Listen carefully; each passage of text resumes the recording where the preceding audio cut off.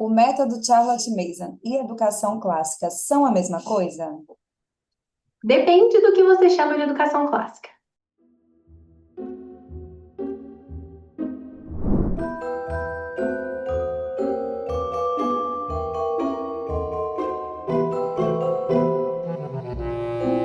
Bem-vindos ao Pod Clássica, o seu podcast sobre educação clássica. Meu nome é Bárbara Lores, eu sou diretora de currículo e cofundadora da Academia Dulcis Domus, uma plataforma com aulas online, ao vivo, de todas as matérias, em um ambiente seguro e livre de doutrinação ideológica. E eu sou Amy Kathleen, professora, escritora e pesquisadora das artes da linguagem. Aqui conversamos sobre como a educação pode ser um caminho para nutrir a mente e ordenar o coração, uma aula de cada vez. E o nosso assunto de hoje é Charlotte Mason e a tradição clássica. Bárbara, quando nós falamos em Charlotte Mason e tradição clássica, muita gente logo se pergunta, né? Fica aquele burburinho. Mason é clássica? Mason não é clássica? Como você começaria a responder essa dúvida? Bom, eu acho que a primeira coisa que a gente tem que fazer aqui é definir bem os termos, né? Então, para saber se Charles Mason pertence ou não a uma tradição clássica, vamos começar, né, dizendo quem foi Charles Mason e depois tateando um pouquinho, tentar entender se ela se insere ou não nessa tradição. Bom, então, Charles Mason nasceu ali em meados do século XIX e foi uma educadora britânica. Ela faleceu em 1923. Então, ela tinha 79 anos e considera que ela já com 16 anos ela já estava, né, trabalhando como professora, e afinal ela era órfã também, então ela precisou desde muito cedo já, enfim, prover o próprio sustento. Então, desde, né, dos 16 anos, e algumas pessoas dizem até um pouco antes, porque ela ainda teria trabalhado como auxiliar, então talvez ali com uns 12 ou 13 ela já começou nessa área da educação, até 79 anos, quando ela morreu, ou seja, foi uma vida inteira dedicada à educação. Então, voltando ali, né, como eu dizia para vocês, como ela ficou órfã muito cedo, e ela já foi trabalhando, né, ela fez uma formação de professores na época, e começou a dar aula. Só que aí veio a grande frustração. Então, ela percebia que o que ela tinha aprendido sobre dar aulas não era suficiente. Então, com essa inquietação, ela começou a estudar muito por conta própria. Lia os clássicos, lia autores contemporâneos, observava muito a vida real, o entorno dela, as crianças, os professores. E assim ela foi desenvolvendo essa filosofia educacional. Então, é diferente de você estar lá, né, num departamento de pedagogia, longe das crianças, num corredor, em condições ideais de temperatura e pressão, aí você vai e se põe a refletir sobre a realidade e você pensa, puxa, eu acho que seria muito interessante um sistema de educação que fosse assim, que fosse assado. E aí você depois, com essa ideia que você acha muito bonita, você vai para a realidade e tenta enfiar a sua ideia goela abaixo da realidade. Não é assim, né? A Charlotte Mason, ela olhava a realidade e a partir dessa realidade, né, ela observava e foi extraindo dali alguns princípios, né? Então, ela tem 20 princípios nessa filosofia da educação. A gente vai ter ocasião mais para frente aqui, né? Espero que essa nossa temporada ainda renda bastante e a gente consiga ainda falar sobre cada um desses aspectos. Mas a gente pode dizer, né, que a fonte dessa filosofia da educação, desses princípios, a gente pode colocar assim duas fontes principais. A primeira é o Evangelho, que ela mesma falava disso, né? É um código de educação tirado dos Evangelhos. E essa observação atenta da natureza humana, que é o que eu falava para você. Então, é por isso que ela falava tanto em respeitar a criança como pessoa, entendendo que a educação não é simplesmente assim uma transmissão de informação, não, é ocasião de formar a mente, de formar o caráter, né, de educar os afetos da criança. E ela, enfim, né, a partir disso foi, né, essa filosofia da educação dela foi compilada, a gente poderia dizer assim, em 6 volumes sobre educação. Hoje em dia, A gente chama essa série de série Educação no Lar ou série Home Education, justamente porque o primeiro tinha esse título, Home Education. Até a história desse primeiro é interessante, porque ela começa fazendo uma série de palestras numa igreja, como uma forma de angariar fundos, eu acho, para a igreja.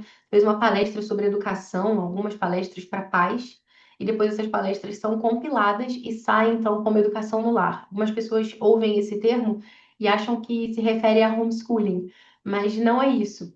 É home education porque trata da educação das crianças até 9 anos, mas principalmente nesses aspectos é, em que os pais estão mais encarregados até. Então, por exemplo, fala de coisas, né, de saúde. Então, o tipo de alimentação da criança, ou como a casa deve ser arejada, o tecido ideal para roupas, enfim.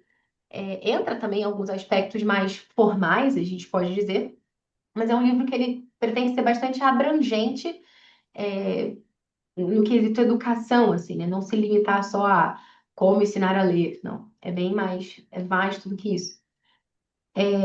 Então, depois vem os outros livros. Inicialmente, essa série seriam só 5.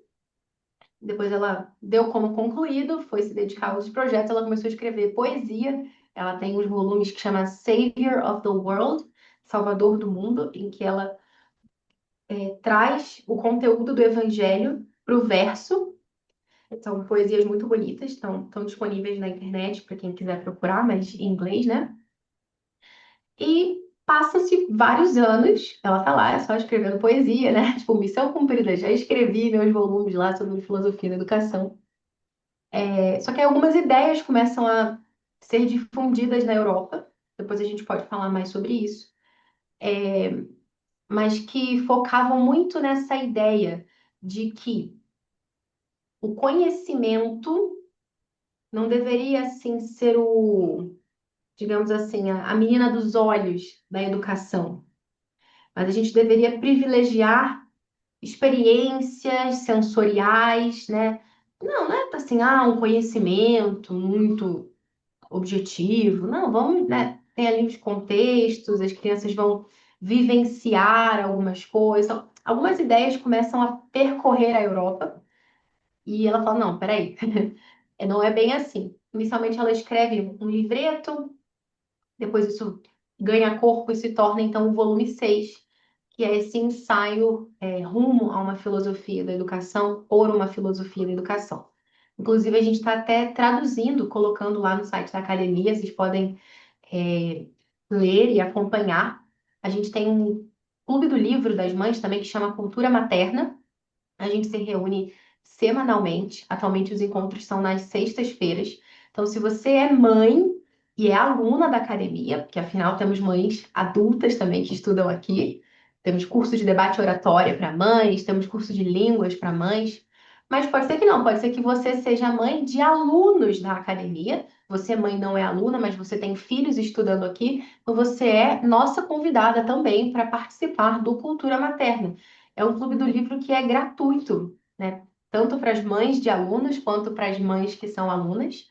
E a gente vai lendo livros, né? Nesse momento a gente está lendo esse volume 6, ou Por uma Filosofia da Educação. Tem sempre lá as páginas designadas para você ler a cada semana, antes de cada encontro, nada que sobrecarregue, que a gente sabe como que é difícil ali, né? E a gente se reúne online para discutir, então, essas ideias, conversar.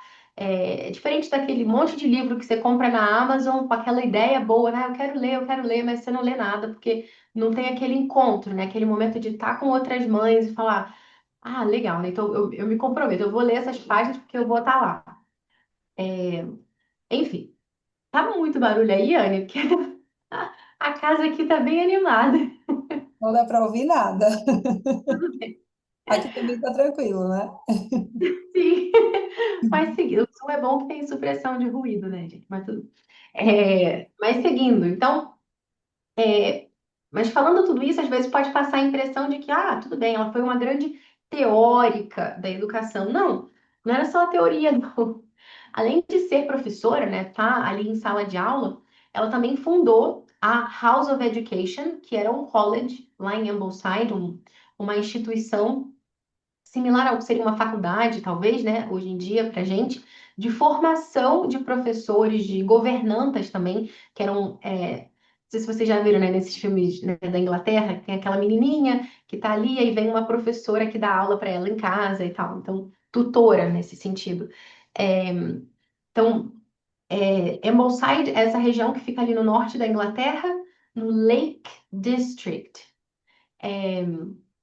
Curiosidade para pessoal que gosta de cultura pop, a Taylor Swift tem uma música que chama The Lakes. Ela fala, Take me to the lakes where all the poets went to die. Me leve para os lagos. Que é uma região em que lá viveu Wordsworth, por exemplo, que é um poeta. O Coleridge também morou lá um tempo, muito amigo do Wordsworth. Enfim, os românticos, né, do romantismo, enquanto é, escola literária, a gente poderia dizer assim, né? Eles gostavam muito dessa área meio bucólica, bonita, assim. Então, enfim, a Taylor Swift também gosta muito dessa região, passou um tempo lá, parece que na pandemia, não sei, e tem essa música. Então, só para vocês saberem, tem esse link aí. Mas a Charlotte Mason, então, ela, aliás, gostava muito de Wordsworth, uma das coisas que ela mais cita, assim, nos escritos dela. Se eu não me engano, depois de Jesus Cristo é Wordsworth. E a Charlotte Mason, então, ela vai para esse lugar, para Ambleside, e forma lá a sua instituição de formação. Então, depois surgem também várias escolas impulsionadas também, porque muitas famílias ficam apaixonadas por esse método. Então, cria uma união de pais, uma união nacional de pais, que é a Parents National Educational Union, União Nacional de Pais, né? União Pais pela Educação, algo assim. E vão abrindo escolas e até no próprio college dela lá tem uma escola de aplicação. E eu tive a oportunidade de conhecer esse lugar, foi muito bacana, em 2023, né, no centenário de falecimento dela. Eu fui para a Inglaterra, fui fazer uma palestra lá sobre a história da narração, que é dentro desse método, assim, é algo muito central para a assimilação da aprendizagem, e é algo que era usado desde os gregos, né, no treinamento inicial ali pré-retórica, e que a gente usa nas aulas aqui da academia. Então, é bem divertido, assim, né? Narração dos gregos ao Zoom. Então, fui lá falar sobre esse assunto e pô, é muito legal, porque é tudo histórico, né? Você vai andando assim pelos lugares e você fica deslumbrado. Inclusive, eu tenho um vídeo que eu gravei com uma espécie de tour histórico, assim, lá mostrando. Porque teve um dia que a gente deu um passeio e algumas pessoas iam explicando pra gente o que era cada lugar e tal. Se vocês quiserem, né, tem que legendar, né? Mas se vocês quiserem muito, vocês peçam aqui nos comentários que a gente vê se a gente se anima a legendar tudo isso aí para vocês, tá bom? É, mas enfim, além de tudo isso, ela também era editora-chefe, digamos assim, da Parents Review, que era uma revista que circulou por várias décadas, né, inspirando pais, professores, né, a oferecer essa educação viva, que era como ela gostava de falar, né, educação, uma atmosfera, uma disciplina, uma vida, e convidava vários profissionais, pessoas, né, de várias áreas que publicavam seus artigos ali naquela revista, enfim. Então, essa é a Charlotte Mason, né? Um pequeno panorama, assim, bem resumidinho. Legal. Eu acho super interessante, assim, ouvir essa paixão que ela desenvolveu pela educação, especialmente pelo fato de que ela não tinha filhos. Então, realmente era um amor, né, por educar. E, sim, foi um ótimo panorama sobre ela, mas como isso vai se conectar com a tradição clássica? Que a gente fala em educação clássica, e aí muita gente não sabe bem o que significa. A gente falou disso, em alguns episódios anteriores, né? Dessa ideia de que a educação clássica não é um sistema, e sim uma tradição. Como a gente, então, define essa tradição e como ela se conecta com a Charlotte Mason? Tá? Só antes de eu entrar nesse assunto, um lembrete. Lembrei aqui de uma coisa que eu acho que pode ser legal. Há um tempinho atrás, a gente teve uma conferência aqui na academia só sobre o Charles Mason. E foi uma conferência gratuita, enfim, né, tem lá as gravações das palestras e tudo isso. E tem uma palestra bem legal da Mariana Mastracchio, do Descobrindo os Charles Mason, que ela fala só sobre a biografia lá da Miss Mason. Então a gente pode linkar aqui também na descrição, para quem tiver interesse, quiser ouvir mais sobre esse assunto. Enfim, tem uma palestra bem bacana sobre esse tema, para deixar lá. Bom, mas você me perguntava, né? Então, como definir essa tradição clássica e como que Charles Mason entra nessa história? Eu acho que a melhor forma, talvez, né? Ou uma das melhores formas seria fazer um contraste com a educação moderna. E como você falou, a gente já falou aqui, a educação clássica é o cultivo da sabedoria e da virtude na alma, por meio da contemplação do bem, da beleza e da verdade. Tá, mas o que isso significa na prática? Às vezes é um pouco difícil, né, da gente concretizar. Então, me ajuda a fazer esse paralelo, assim, né, com o que a gente vê hoje em dia, né, em termos de educação moderna, com o ideal da tradição clássica. Então, a primeira coisa, né, na tradição clássica, os educadores, eles sempre tiveram uma visão elevada do ser humano. Então, tanto para o grego, né, o grego achava lá que o homem tinha uma centelha divina, que o homem, ele podia ser herói. E para os judeus, né, se você pensa também, né, desse outro lado, né, da antiguidade, e também para os cristãos, o homem é imagem de Deus. Isso muda tudo, né? Porque assim, se a criança é imagem de Deus, não é só uma maquininha ali que eu estou treinando para decorar fatos, ou uma mãozinha que está aprendendo a executar tarefas. Não, eu estou ali cultivando alguém, né, uma pessoa, que é um composto de corpo e alma, criada à imagem de Deus. Enfim, chamada da glória a Deus por toda a eternidade, enfim. E o meu objetivo ali é cultivar a sabedoria, a virtude, enfim. Então, quando você pensa em educação moderna, você não tem essa visão elevada do ser humano. Você tem, joga uns conteúdos ali e pronto, né?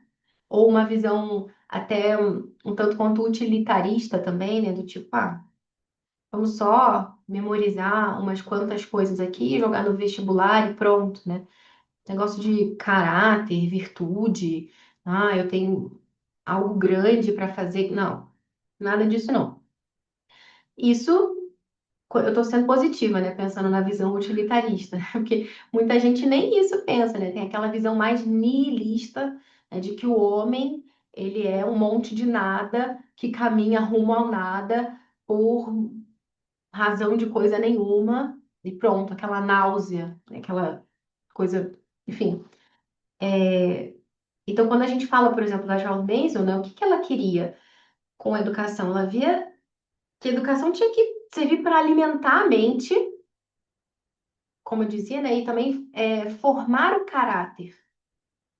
O que que deixou ela frustrada naqueles primeiros dias dela de professora? É que ela, assim, tudo bem, eu tô sabendo como que ensina a ler, eu tô sabendo ensinar meus alunos a contarem direitinho, mas olha, o Juquinha começou o ano mentiroso e terminou o ano mentiroso. Mariazinha entrou nessa sala aqui egoísta e tá saindo, último dia de aula, igual. Ué, mas educação não é só passar conteúdo, né? Tinha que ser alguma coisa mais profunda, alguma coisa transformadora. É, não, peraí, não é para ser só isso aqui. Por quê? Porque assim como na tradição clássica, o objetivo dela não era simplesmente, vou aqui jogar uma informação. Não, eu quero formar, não informar, quero formar os meus alunos. Cabeça, o coração, a pessoa inteira, no fundo. Então, por isso que ela insiste tanto nesse papel dos bons hábitos. Toda hora ela fala bons hábitos, bons hábitos, bons hábitos. E o que que é um bom hábito, gente? É uma virtude. Uma forma da gente entender virtudes e vícios é justamente essa. Quando você faz uma ação boa, e você repete isso várias vezes, ela se torna um hábito. Uma coisa que às vezes você nem precisa pensar e já, né, entrou ali, é natural praticamente você fazer. E quando esse hábito é bom, e não só o hábito é bom, mas eu faço aquilo porque eu quero, eu não estou sendo obrigada, eu faço porque eu enxergo um valor naquilo, né? Então aí eu posso chamar isso de virtude. É diferente, sei lá, supor, o soldado tem o bom hábito de arrumar a sua cama todos os dias. Tudo bem. Mas ele só faz isso porque senão ele vai ficar preso no quartel. Não, peraí, já é um elemento externo, né? Aí, de repente, ele vai para casa no fim de semana, nem arruma a cama dele, porque a mãe dele não vai prender ele. Enfim, aí já não conta como virtude, né? Então, é bom a gente saber separar as coisas. Então, é um hábito bom que eu faço porque quero, porque vejo um bem realmente naquilo ali, né? Tem um valor, assim. Então, ela fala muito desse papel dos bons hábitos, que a gente poderia sim chamar de virtudes, nesse sentido, né, que a gente está apresentando aqui. Um outro ponto também, né, que separa a educação clássica da educação moderna é que a educação clássica, ela é logocêntrica. Calma, não se assuste. É, a palavra às vezes pode parecer um pouquinho confusa ou difícil, mas não é não. Primeiro pensa comigo, né? Logos. Igual quando você estuda a vida, a gente estuda biologia, né? Então, é o estudo da vida. Eu estou estudando ali a razão, da vida, como que aquela vida ela é inteligível. Eu percebo vários padrões na natureza, nos animais, nas plantas. Não são coisas aleatórias. Tem ali um logos, tem ali uma ordem naquele estudo. Então, quando a gente fala desse logos, a gente lembra também do Novo Testamento, né? Quando lá no Evangelho de João ele começa falando que no princípio era o verbo, mas no original grego é que no princípio era o logos. Então, quando a gente está falando desse logos, seja o logos da biologia, da sociologia ou de qualquer logia, você está falando de áreas do conhecimento, né, que fazem sentido. Percebe? Então tem um logos aqui nessa bio, tem um logos aqui nessa sociedade. Tem um logos aqui nessa psique, nessa psicologia. Tem alguns padrões têm sentido. Eu posso aprender esse sentido. Esse sentido ele pode ser conhecido por mim. A gente poderia dizer que esse logos é um princípio unificador do conhecimento. É, E a Charlotte Mason valorizava muito isso, né? Tanto que eu falava para vocês ali no início que o que motivou ela a publicar o sexto volume foi o fato de que algumas ideias, que eram as ideias de Maria Montessori, estavam se espalhando ali pela Inglaterra.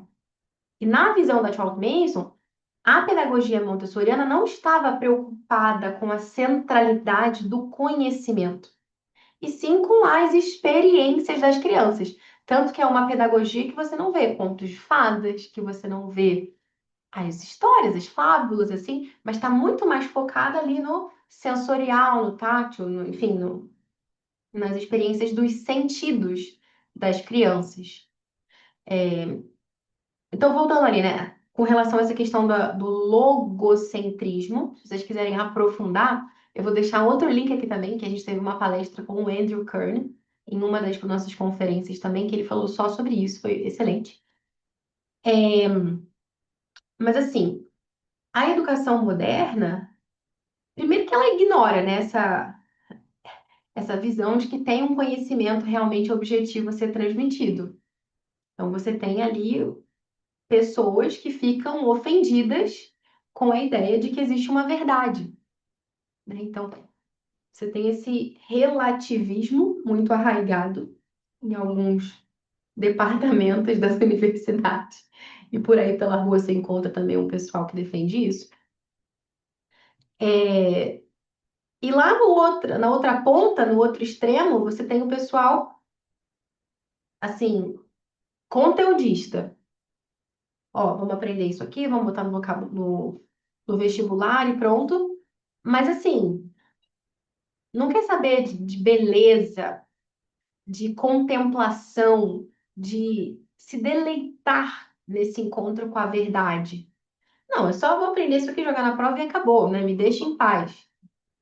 Então, a beleza, ela é uma expressão da verdade.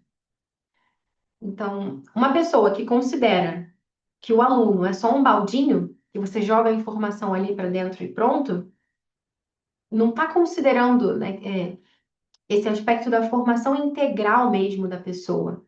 Eu sempre gosto de um exemplo. Se você olha para o seu aluno e você enxerga só o intelecto, tudo bem. Ele pode até memorizar alguns fatos, algumas informações, colocar na prova, mas depois ele vai esquecer. Por quê? Porque ele não foi afetado por aquilo dali. E quando eu digo afetado, eu tô falando de afetos mesmo.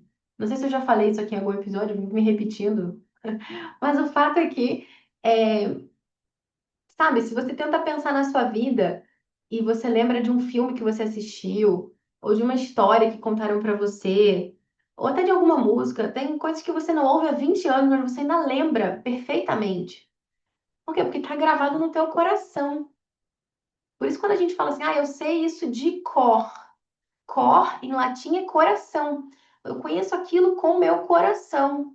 Por isso que não esqueça, né? Tem coisas que a gente se força a memorizar, tenta fazer entrar na cabeça a qualquer custo, mas a coisa não fica.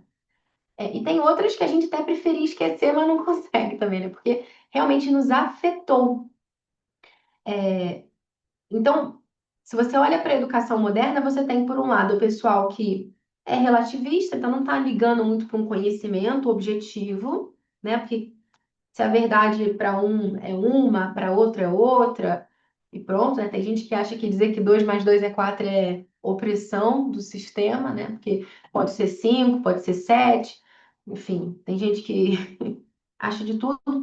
É, então, de um lado você tem essa galera, do outro lado você tem a galera do, ah, não, é isso mesmo, 2 mais 2 é 4, memoriza isso, joga na prova e pronto, chega, deu, né? Acabou por hoje. É diferente dessa visão de que, poxa, existe uma verdade, essa verdade é central e ela é linda. E eu quero contemplar essa verdade. Que é o que a gente percebe na tradição clássica, dessa visão logocêntrica, que é a visão da Charlotte Mason também. Depois também, por último, assim, a gente pode dizer que os educadores clássicos eles sempre se viram como responsáveis por preservar um legado, né, que eles receberam, uma herança. Então, pensa, né, na tradição ocidental, né, os nossos compositores, os nossos grandes autores, pintores, enfim, os nossos poetas e tudo isso. Então, porque a gente recebeu essa herança, a gente precisa cuidar bem disso e transmitir para as próximas gerações. Isso não pode morrer aqui. Eu preciso cuidar desse tesouro e passar para frente. E a Charlotte Mason não sabia fazer isso como ninguém, né? Então, pensa lá no estudo de compositor, né? No Composer Study que ela propunha, que a gente tem aqui, né, no nosso Clube Musique, na academia. Os alunos estudam a cada trimestre um compositor. Ele vai mudando a música a cada quinzena. E ao longo daquele tempo, eles têm a ocasião de conhecer a biografia do compositor, como que são as composições dele, parar para ouvir, contemplar, conversar com outros amigos ali.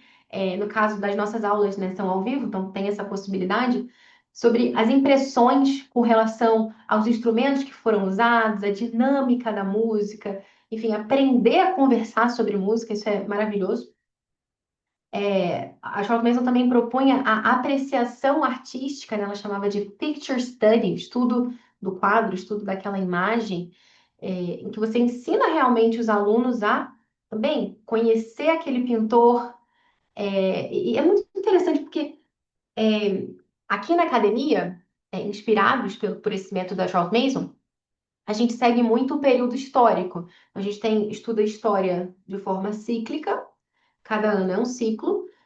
E o que os alunos estão estudando em apreciação artística, em apreciação musical, acompanha esse período. Então, por exemplo, esse ano estamos estudando o século XX. Então, a gente vai estudar os compositores e os pintores e os poetas do século XX. E é riquíssimo você ver, né, como a época influencia nessas obras e como essas obras também, de alguma maneira, influenciam no que acontece historicamente também, ou te ajuda a entender como que era a visão daquelas pessoas, como elas enxergavam o mundo ao seu redor, o que elas sentiam diante, né, de tudo que estava acontecendo, enfim, é fantástico. E não só a apreciação artística, a apreciação musical, mas como ela incentivava a leitura das peças de Shakespeare no original, a leitura das vidas de Plutarco, né? O Plutarco ele tem umas obras em que ele compara ali personagens gregos, romanos, enfim. Então, se isso aí não é transmitir um legado para a próxima geração, então não sei o que que é. Enfim,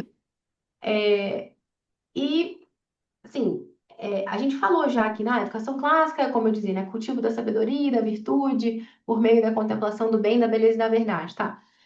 O legal é que a Charles Mason consegue trazer isso para a prática, né? A concretizar esse grande ideal e dar um norte para a gente mesmo. Então, você vai lá no Armitt Museum, lá em Ambleside, no museu, e você consegue ver, poxa, quais eram as listas de livros que eram usados pela Charles Mason, que tipo de pergunta ela fazia nos exames para os alunos, é, enfim, como que ela conduzia essa educação. É tudo muito concreto, muito palpável. Porque você tem uma mulher que está ali na Inglaterra vitoriana, que no primeiro momento você pode pensar, poxa, é um negócio muito distante da minha realidade. Poxa, Inglaterra vitoriana não é tão distante assim. Principalmente se você pensa, sei lá, em Aristóteles, lá na Grécia Antiga. Muito diferente da sua realidade. Ou Tomás de Aquino, com os medievais, muito diferente da sua realidade. Agora, as mesmo não tinha uma escola, o pessoal acho que recebia crianças, as crianças tinham livros, eles faziam exames, eles tinham aula, né? Saía de uma aula de história, ia depois para uma de matemática, depois tinha uma aula de exercício físico, eventualmente tinha algum intervalo, a criança comia alguma coisa, ou ia brincar, ou seja, uma rotina muito mais parecida com aquilo que a gente pode viver na nossa experiência hoje. Então a gente consegue, sabe, realmente você não precisa reinventar a roda, você consegue subir nos ombros de gigantes, né, por mais clichê que seja essa expressão, para ver longe. Por que eu vou ficar, ah, não, vou testar aqui um negócio maluco na minha cabeça. Tive uma grande ideia. Tem essa mulher aqui que viveu a vida dela inteira fazendo isso, deu muito certo, foi validado pelo tempo, mas eu acho que eu sou muito genial. E eu vou inventar um negócio mais legal ainda, sabe? Cara, não, não dá, porque é isso, né? Então ela traz para a prática esse grande ideal clássico, como eu dizia para você, seja por meio da literatura, ou do contato com as obras de arte, do estudo dos compositores, da observação da natureza, do estudo da astronomia, enfim, da valorização da ciência mesmo, né? Bom, e existe algum ponto em que você diria que a Charlotte Mason, inova ou até que se afasta um pouco do que normalmente a gente chama de tradição clássica? Eu não diria que ela se afasta da tradição clássica, mas que ela traz contribuições próprias, né? Eu gosto muito dessa imagem, né, da educação clássica como uma grande conversa. E que você tem ali várias pessoas, um fala uma coisa, o outro fala outra, e a gente vai, então, a gente também pode participar dessa conversa, né? Pode ouvir essas vozes e responder na nossa prática do dia a dia, ainda que ali, né, com muita humildade, enfim. É, então, eu não diria que ela se afasta, mas ela se soma ali, né? Ela pensa numa ceia de Natal, né? Você não necessariamente concorda com tudo que o tio do pavê diz, mas você está ali sentada junto com ele à mesma mesa. Platão e Aristóteles discordavam muitas coisas, mas eles estavam ali do mesmo lado na batalha. Enfim, não estavam um contra o outro. Também na tradição clássica é assim, você tem vários pensadores que muitas vezes podem divergir, né? Mas, né, imagina uma ilha. Aí você tem no lado norte da ilha uma pessoa, lá do sul tem outra, no lado leste tem um, no lado oeste tem outro. Vocês estão defendendo da ilha contra a ameaça de fora. Ah, nós estamos em lados opostos, mas nós estamos na mesma ilha. Percebe? Isso acho que essa imagem pode ajudar, né, a entender. Então, por exemplo, né, algumas pessoas falam, o método da narração. O método da narração é um negócio da Charlotte Mason. Isso aí, será que eu posso chamar isso de educação clássica? A primeira coisa que às vezes é desconhecimento, né? Porque esse método, claro, embora não tenha sido usado por todos os clássicos, afinal, eu desafio você a achar alguma coisa que tenha sido usada por todos os clássicos, né? Mas a narração já aparece desde os gregos, como eu estava falando ali no início com vocês. Era um treino ali de pré-retórica, era parte do progymnasmata. O próprio Quintiliano recomendava a narração de fábulas, né, para crianças, né, que as crianças pudessem então recontar fábulas ali com as palavrinhas delas.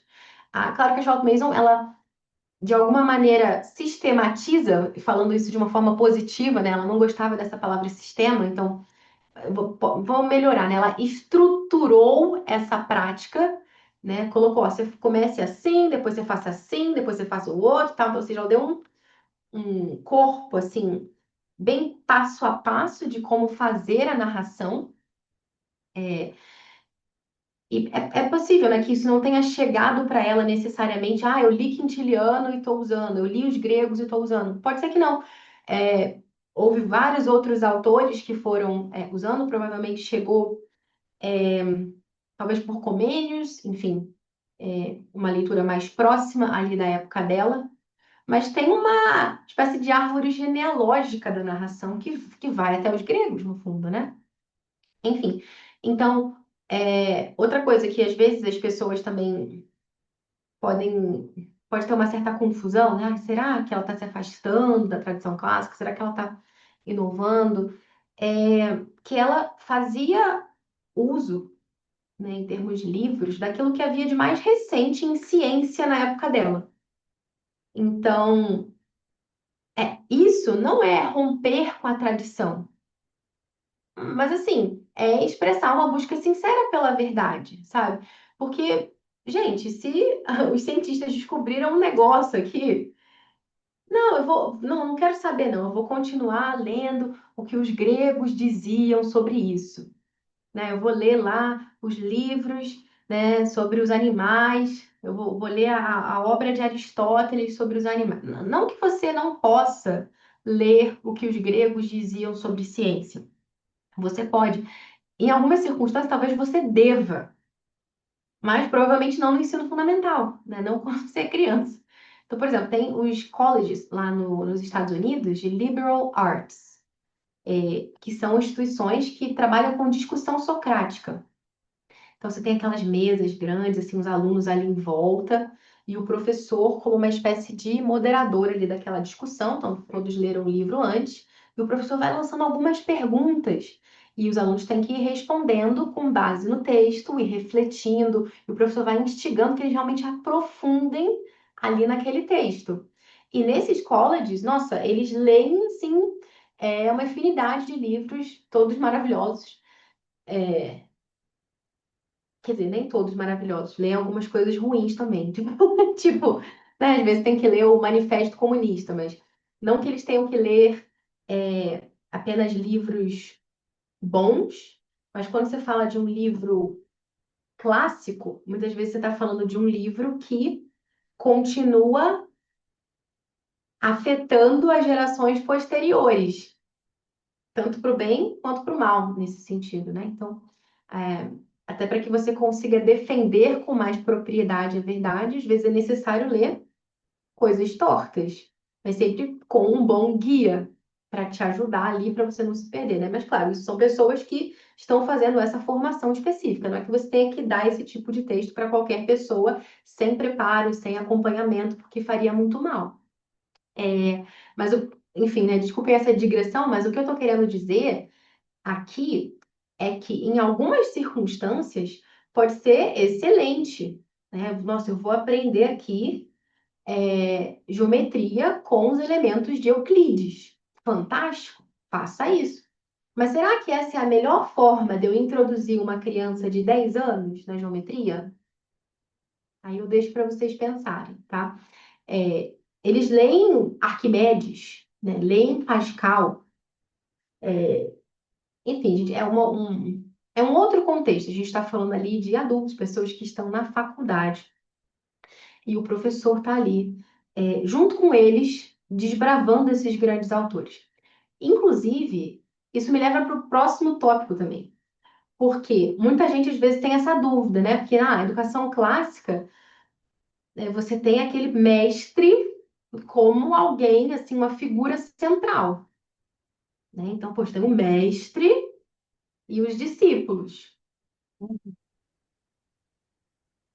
E aí você vai ver lá no livro da Chalk Mason, ela fala assim, ah, não, o professor, ele é um guia, um filósofo, um amigo. E às vezes a gente, poxa, mas será que é isso mesmo? Será que não está meio que reduzindo a importância do professor? Será que não é aquele papo meio construtivista, né? Ah, é só um facilitador, né? É um, não sei, uma... Gente, é necessário entender bem as coisas. A gente não pode ser anacrônico aqui, né? Então, muito bem, você quer falar de mestre? Então, ok, então vamos falar de Grécia Antiga. Pensa lá no mestre, pensa nos discípulos.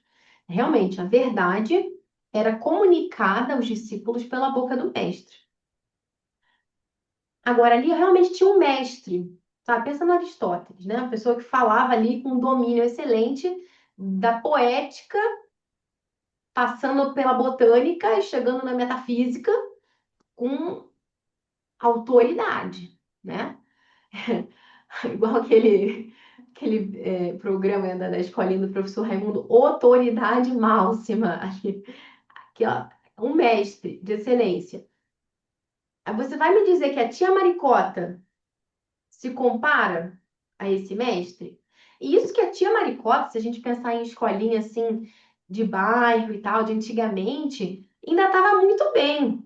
Se você for comparar, né, com a Mari que sai hoje da pedagogia, né? A Marizinha lá, enfim, coitada, às vezes um pouco perdida. A tia Maricota até tinha, né, um certo, é, como vou dizer assim, aquela bagagem maior, né? A Marizinha, coitada, fez um estágio ali, jogaram ela numa sala de aula, enfim. Então, é, você vai realmente me dizer que o professor hoje em dia, que sai destas faculdades de pedagogia, ou mesmo que não, você pode pensar, poxa, um professor legal, um professor assim, bem comprometido com a verdade, um professor que leu muito, que está correndo atrás, que percebe que a sua própria educação foi deficiente, mas que está lendo os clássicos, que está estudando, que está, poxa, tem uma vida intelectual. Tudo bem. Então, quanto maior é a sua vida intelectual, professor, mais você deveria perceber que você não deve se colocar no centro, como fonte de todo saber, né? Se você aprendeu com os grandes mestres, que estão nos livros, você deveria querer colocar os seus alunos em contato também com esses grandes mestres. Não faria sentido? É aí que você quer ser o guia, o filósofo e o amigo. Pensa numa trilha. Eu quero percorrer uma trilha difícil, num lugar que eu nunca fui, tem buraco, tem, não sei, risco de acidente, enfim. Mas eu quero fazer essa trilha. Então, eu vou chamar um bom guia. Porque eu sei que todo mundo que fez essa trilha com o guia chegou no final vivo, deu tudo certo, né? Então, você quer um guia, uma pessoa com mais experiência, que já passou por aquele caminho, que pode te orientar, pode te dar as dicas necessárias. Enfim, no caso do professor, né, ele tem mais repertório, então pode ajudar o aluno a se relacionar melhor com os livros. Enfim, você quer alguém que saiba onde estão os percalços do caminho e te guie. Você não quer alguém que te pegue no colo, nem quer alguém que te arraste também. Porque senão você não chegava lá no final e falava, ah, eu fiz a trilha. Fez nada, você foi levado por alguém, talvez até contra a sua vontade. Não, você tá lá para fazer a trilha. Você precisa percorrer esse caminho. Você não tá. Também você não tá lá para assistir o guia, né? Fala, ah, legal, vai lá, faz aí, vou assistir com um drone, vou ficar assistindo você, eu fico sentadinha aqui enquanto você faz a trilha. Não. Então, é, o foco não é o guia. Você não está lá para assistir, ver como o guia é maravilhoso, como ele é magistral, como ele é brilhante em tudo que ele faz. Não. Você está ali para ser guiado. Por isso que eu também tenho muito problema com essas aulas que são muito expositivas, sabe? Que parece que você tá lá só para ficar assistindo o professor mostrar como ele é inteligente. Mas ele não está ajudando você a se tornar inteligente. Ele não está ajudando você a fazer esse caminho, muitas vezes. Então, assim, em resumo, seria isso. Realmente, se você vai ver os clássicos lá, né, da Grécia Antiga, você tem a figura do mestre, mas esse mestre era mesmo um mestre. E o nosso papel hoje, né, como professores, é colocar os nossos alunos em contato com os mestres que chegam a nós através dos bons livros, né, dos grandes livros. Mas se o professor não é o centro, o que é o centro? Tá. É um ponto importante, né, isso aí que você tocou, porque muitas dessas coisas que eu falei aqui poderiam ser ditas também de vários outros métodos cristãos, sabe? Quando eu falava, né? Ah, a tradição clássica é assim, e Charles Mason também. Tradição clássica é assim, Charles Mason também. Educação moderna é diferente, tal. Eu falei isso. E eu falei da formação do caráter, eu falei da visão elevada do ser humano, da transmissão do legado das gerações passadas, enfim, mas muitos cristãos, né, que têm clareza nesses aspectos, querem essas mesmas coisas muitas vezes acabam colocando o professor num patamar que não é dele, né? Como se esse professor ali fosse a fonte da sabedoria. Outros, né, espero, né, que com boa intenção, acham que não dá certo isso. Não vou colocar o professor no centro, não, vou colocar a criança. Mas isso é um outro erro. Algo muito próprio, né, do método Charles Mason é a centralidade da verdade, do logos, ele é logocêntrico. O centro não é o professor, nem a criança, mas a verdade. Agora, como que isso se manifesta na prática, né? Concretamente. O que que eu preciso fazer numa aula se eu quiser sair do centro, eu como professora, se eu quero sair, para abrir espaço para deixar a verdade ser o foco? Aí já é assunto para a semana que vem. Maravilha. Muito bem. Então, obrigada por nos acompanhar até aqui.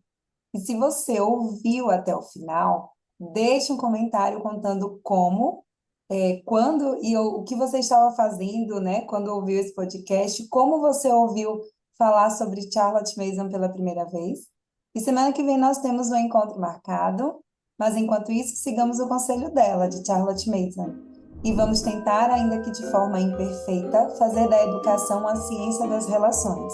Em outras palavras, tentar, em cada disciplina, levar as crianças a trabalhar com ideias vivas. Neste campo, pequenos esforços são honrados com grandes recompensas. E percebemos que a educação que oferecemos excede tudo o que pretendíamos ou imaginávamos. Até a próxima!